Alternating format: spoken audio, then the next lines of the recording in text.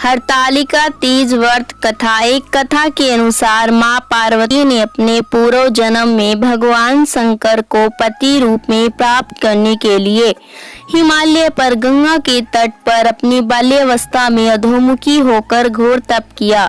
इस दौरान उन्होंने अन्न का सेवन नहीं किया, काफी समय सूखे पत्ते चबाकर ही काटे और फिर कई वर्षों तक उन्होंने केवल हवा ही ग्रहण कर जीवन व्यतीत किया।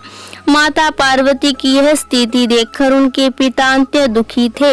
इसी दौरान एक दिन महर्षि नारद भगवान विष्णु की ओर से पार्वती जी के विवाह का प्रस्ताव लेकर मां पार्वती के पिता के पास पहुंचे, जिसे उन्होंने सहर्षि स्वीकार कर लिया। पिता ने जब बेटी पार्वती को उनके विवाह की बात बतलाई तो वे बहुत दुखी हो गई और जोर जोर से विलाप करने लगी।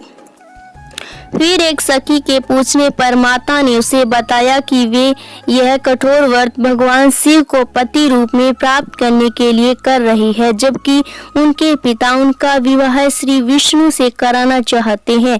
तब सहेली की सलाह पर माता पार्वती घने वन में चली गई और वहां एक गुफा में जाकर भगवान शिव की आराधना में लीन हो गई।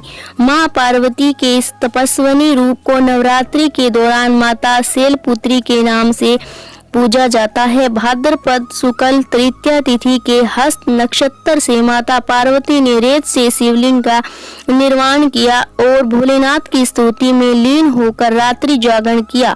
तब माता की इस कठोर तपस्या से प्रसन्न होकर भगवान शिव ने उन्हें दर्शन दिए और इच्छा अनुसार उनको अपनी पत्नी के रूप में स्वीकार कर लिया।